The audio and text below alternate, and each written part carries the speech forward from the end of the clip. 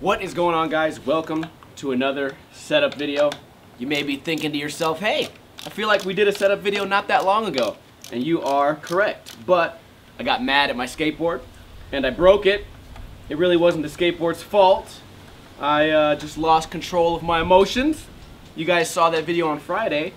And you know what? Maybe it's a good thing because now I get to spend some time with you guys answering your questions off Instagram. And I'm going to try to answer them as quick as I can for once because it's windy outside, it's cold, it's like 40 degrees right now, and I know for you guys are gonna say, well, it's way colder where I am. I'm sure it is colder where you are, but I'm still allowed to complain. It's my fucking YouTube channel. I can say whatever the fuck I want. And you know what? You guys can leave all the dumbass comments you want to. So let's check out our first question. Lube My Waffles says, what do I wish to accomplish on the year 2018? I don't really set goals for the year, but hopefully I can make this YouTube thing last as long as possible because it's been kind of crazy this last year. But hopefully I can continue learning new tricks. We've been on a roll for the past couple months. I've been learning almost a new trick every single week. And that's exciting. It really hypes me up to get on my skateboard every day when at least every few days I'm motivated, not only by you guys, but also by myself, to learn something new. It also motivates me, like, specifically for a Flat Bar Friday or Mini Ramp Monday, when I say I'm gonna do a trick and then you guys are like, yeah, right, dude, you'll never land that. And then I land it, and then I say, in your guys' fucking face. Hopefully, we can have a lot more of that in 2018. Next question from Max Bierna. What trick would you do down El Toro? Well, currently, I would do no tricks down El Toro, but I guarantee you guys, and I guess talk is cheap, but I guarantee you guys, maybe 10 years ago, I could have crooked grinded down that fucking rail. And I'm sure you guys are saying, no, you couldn't, it's really big. But if you look at that rail, pretty much everything about it is perfect. It's the perfect width for a circle rail. It's not high, it's not steep, it's long, and by the time you land, you're probably hauling ass. But I guarantee you, I could have probably 50-50'd it and crooked grinded it. But now, today, if I were to try a trick down it, I would most likely, in reality, I'd most likely be too scared to jump on it. But if I had to try a 50-50, like to save someone's life, because that happens all the time in real life. They're like, hey, this little kid's gonna die from cancer unless you land a trick down El Toro. I'd be like, all right, little kid, I'll try front 50-50, and at the end of the day, one of us is gonna die. Hopefully it's not him, hopefully it's not me, maybe I would land it, but if it doesn't go well, I'm gonna be the one that dies. And then I hope that little kid, whose life I would have saved, I just made up this entire situation. I hope that little kid feels really fucking bad. And I hope he makes a GoFundMe for me to end this whole situation. Why, you know when people say that shit, like, what if you had to? What if you had to save your mom? And it's just like, oh yeah, what if I had to 50-50 down El Toro? That's a situation that would never happen. VB Venancio says, where do you think you'll be later in life with YouTube? Well, I plan on riding this train for as long as I possibly can, but that's also part of the reason why I've taken my eggs and put them into separate baskets. You know, I have Twitch going, I'm open to do like podcasts and shit like that. I got a couple of ideas I try to stay open with, you know, maybe bringing back NinjaCast, and then maybe cooking shows. I have the American Ninja Warrior sort of theme going on, and I can always do like vlogs. It doesn't always have to be super down with skateboarding. And Twitch, I don't know if I mentioned Twitch. I've been spending a lot of time on twitch.tv/Ninja Lifestyle, and that's actually something I really enjoy doing. I really enjoy playing Mario 64 and these new Super Nintendo hacks, Kaizo style games, Dram, Kurosu, Grand Poo World, Riff World. I'm really starting to get into these, and it's super difficult for me, but that's also part of why I like to test myself skateboarding, because the challenge and the difficulty, and especially the people that don't think I can pull this shit off, it makes it exciting for me. It makes it less like a job and more like a dare. You know, it's more like people daring me I can't do something, and if I do it, then I get rewarded with a monthly paycheck, or in the case of Twitch, I get rewarded with little bits and donations and shit. But YouTube's getting really crazy, and I'm just hoping that this weird, like, downward spiral that most people's YouTube has been going in, I hope that it turns around for everyone. Next question from M. Bruns52. What is your favorite city to skate in? I like skating in California. I think everyone does, just for the weather. Especially, it's easy for me to say that now because I'm fucking freezing in my backyard. But overall, I really like skating in Cincinnati, just because everyone out there is down to grind. And you guys hear me say that all the time, but when I go out there, everyone's down to skate, everyone's down to film, everyone sort of knows the way that a YouTuber's life goes. So everyone's on the same page as far as, hey, let's get out there early, you know, let's wake up early, get out there, we'll film a video for you, film a video for me, then we'll get out there, maybe try to street skate, bounce some ideas off each other. Versus here, I'll try to go skate with John or Richie or Nick G or somebody, and they're not always in the mood because, I don't know, I guess partially because if you don't feel like skating, you don't have to.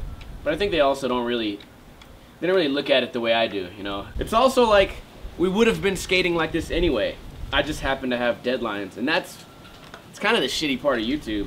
I mean, if you guys notice, all the videos I've done pretty much this month, there's probably been 1 or 2 videos where there's a person holding the camera.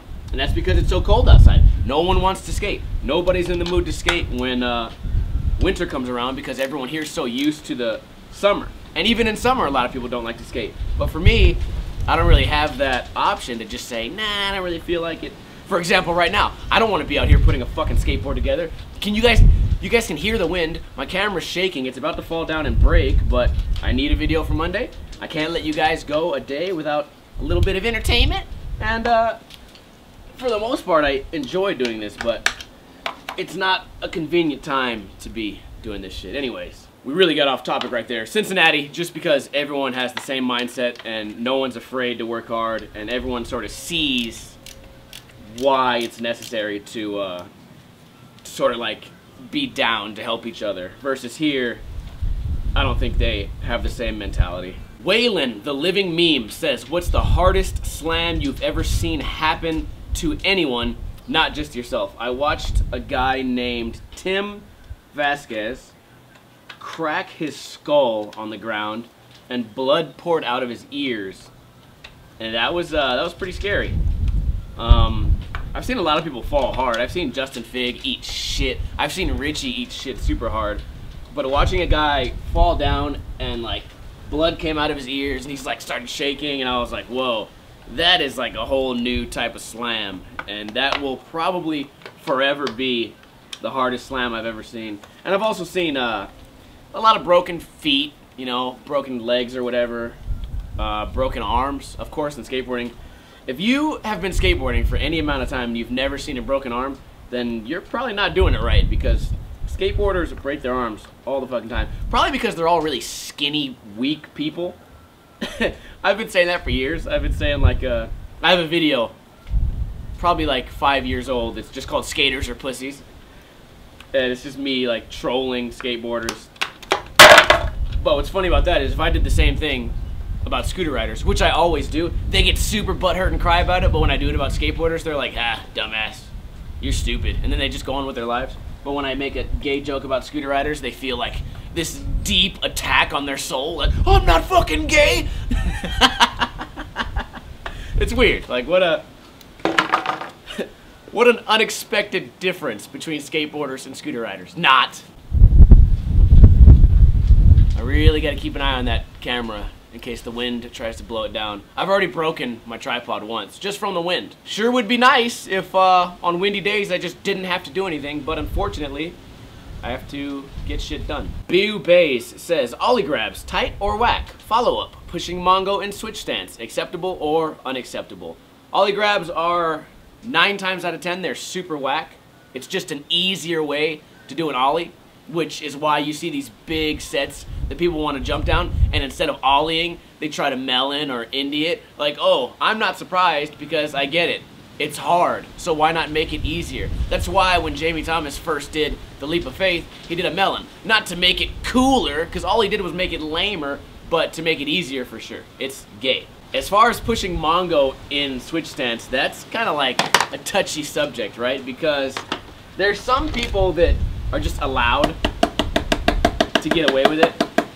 One that comes to mind is, well, all the Brazilians, right? Thiago Lemos, doesn't he do it all the time? To say a new name, but to go back to what I know and love, the early 2000s skateboarding, Stevie Williams was notorious for pushing like that, and Eric Costin. Please don't let my camera fall down, motherfucker. Where is this? Where is the hole? I will never find it. Okay, I'm getting ready to race over here and grab this. It's a matter of time before that camera falls. That's why I wanted to get to these questions as fast as possible, but I don't know. I don't know how this is gonna go. God damn it. Haley, Isaac says, how many pull-ups can you do? I don't know, but we'll probably find out when I upload my Ninja Warrior submission video for 2018. Sideshow Joe 666 says, any plans for another old school review? I really enjoy making those videos, mainly because they're easy and I don't have to leave my house.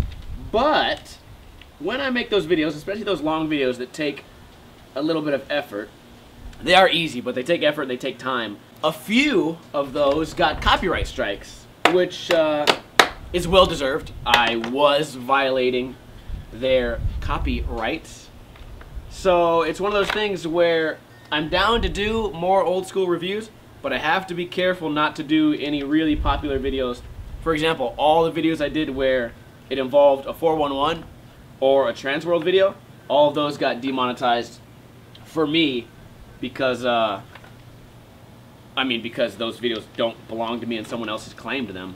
So it does pose a problem and a risk to spend time making those videos and then not be able to get anything out of it. So I'll try to do more, but they're gonna have to be less popular videos. It's Me Mouth says, does it get tiring doing the YouTube thing? It does not get tiring. It does sort of get repetitive. And that's why I can understand sometimes when you guys say that the content is getting stale. But the biggest downside to doing YouTube is having to read the comments and just losing faith in humanity. I'll make a joke that's clearly sarcastic. Like, I could add like a laugh track. I could say like, oh yeah, and blah blah blah, and then I could add like a fucking weird noise like whoa whoa whoa whoa whoa. Like, I could make the most obvious joke ever, and there's gonna be one retard in the comments. If not one, then 2, 3, 4, oftentimes thousands on videos related to scooter riders who they just don't get the joke.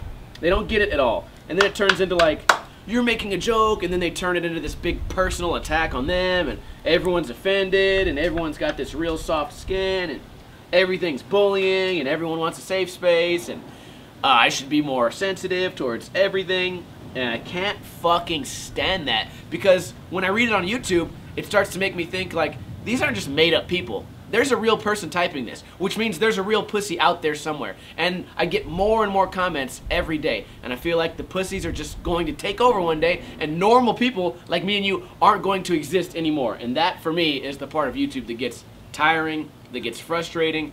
I feel like my sense of humor has evolved over the years, and I feel like there's so many people that are just left behind. And how do I fix that? I don't know. Aussie Raindell says, have you ever tried skating while drunk? Not very much. I would never skate while drunk, because what if I got hurt? I would only be able to blame myself. What if I rolled my ankle or broke my arm? How fucked up would that be if all I had to do was not skate drunk, and then I would have a brand new, perfectly good working arm, but instead, drunk Steve tried to go out and impress some chick, tried to do a kickflip while he was drunk, broke his arm, knocked his teeth out, and now he's just some dumbass homeless guy because his YouTube channel got shut down because he can't upload videos anymore. That could be me. So I don't really do that too much. Who's your favorite rapper? Lately I listen to a lot of Kevin Gates, but all day today and all day yesterday I've been bumping the new Boosie. I think it's called Bupak, and you guys gotta check it out. Doug Des Autels says, how did you meet me? I know, but still a funny story to share. I don't remember the exact story, but I know it was on MySpace, and Doug's one of those guys, he's a little more passive than me, but what a lot of people don't know is he's equally as big of an asshole as I am. He just doesn't really say these things as loud and as boisterous and as, you know, I'm always out to grab attention. Doug, deep down, he's just as big of an asshole as me, but he doesn't show it to you guys that much. Anyways, we were on MySpace, and I think I said some kid sucked. So Doug came out and he's like, dude, who are you to say that anyone sucks? Kind of just being the good cop in the situation, and I was the bad cop. And I just remember I was just like, dude, fuck this guy, Doug. Like, this guy sucks at skating. You're good at skating. Don't pretend that everyone's good at skating. Basically the same mindset I have now, except I had it 15 years ago probably on MySpace. It was in a MySpace group called Do You Skate? And Doug can probably tell the story better than me because I don't remember it that much. But a small part of that story that I just remembered is Doug's MySpace picture. It was like a moving picture. It was a nose slide nollie heel on like a big park rail, I think. And I remember thinking it was fake. So I was just kind of like, oh, this motherfucker, if this picture's fake and he's getting in my face, I can't wait to roast this guy. And the more I got to know him, we actually became friends right away. Even from that initial argument, we became friends because we found some common ground that, you know how it is, like some people will butt heads for a minute, and then you kind of realize that you are on the same page, just one of you is a little nicer than the other one, and that's what happened between me and Doug, and now we are friends. Last one for today. Justin Lockley says, you need to do more videos with John Hill. I love doing videos with John Hill. I'm always psyched to see how much he progresses on a daily basis. He always seems to be coming up with new, fresh ideas, and when I watch his videos, I'm more into John Hill skateboarding. I don't really care for vlogs or vloggers or watching any of that shit, but that guy is really, really, really good on a skateboard. And those of you who follow Revive and all that shit, you guys know. But there's a lot of casual people that watch his vlogs, and I feel like they don't know how good he is. By the way, he makes, I think, 5 or 6, maybe 7 videos a week, and most of them, if not all of them, have skateboarding, and every time he's skateboarding in a video, it's oftentimes really difficult. So think about it. He does that shit every single day. He only sleeps for like 4 hours a day, and he's still able to do tricks that are difficult. Can you imagine me if I had tried to skate every single day? It would be nothing but crooked grinds on flat bars, which is basically what I do right now, but it would not be anywhere near as exciting as John Hill. Anyways, I'm gonna quit sucking his dick right now. I cannot do very many videos with John Hill because he has moved to New York. I live in Las Vegas. We literally could not be much further apart from each other, but every time I see John Hill, I'm always excited to try to do a video with him. That is all of the questions for today. I am freezing. I appreciate you guys for leaving questions on Instagram. By the way, this is a Cake Muscle skateboard. Is it upside down? No. You can buy one at cakemuscle.com. There's not a whole lot of sizes left. I know you guys keep getting in my face about restocking sizes. I don't think there's any 8.25s left, and that's a really popular size these days for some reason. The future of Cake Muscle is probably aiming towards, instead of doing 5 or 6 or 7 different graphic designs, I'm probably going to go back to only doing one at a time, and that way I can spend more time making graphics that I really enjoy. But that's still up in the air. If you guys were hoping to get brand new Cake Muscle decks by Christmas, that's not gonna happen, but you can go and buy the classic ones on cakemuscle.com. I think they're only like $33 or something like that. Very affordable. I make very little off these skateboards. You guys like to use the term sell out all the time, but for some reason when you go to Zoomies, which most of you guys do, you go to Zoomies, you're more than willing to spend $60 for a deck. But when you go online and you pay $33, and the lowly guy, me, who packs the skateboard and ships it in boxes that I paid for, I'm only gonna make like $3 or $4 off this. And you guys are all about like, support core skateboarding. But then as soon as, you know, somebody brings up Revive, you guys say, oh, those guys are gay. These guys are gay. Fucking fags. Sorry. These guys are everything that you guys are trying to be. What I'm saying is, support small business. Support me. If you guys want, cakemuscle.com, go buy a skateboard, go buy some stickers, and you guys can also find me on twitch.tv/Ninja Lifestyle. I hope you guys enjoyed this video, and I'm looking forward to skating this deck. Oh, one last thing. Last time I did a setup video, I was unsure about if this grip tape would be good or not. It's totally normal. I emailed Jessup, the company, and they said that this grip tape is gray, and when you get it in gray, the backing to the grip tape is a different color. So I was concerned that maybe I had fake Jessup, but I don't. It's all good, and we sell that also on cakemuscle.com. So I'll see you guys in the future. Kuna Matata, bitches.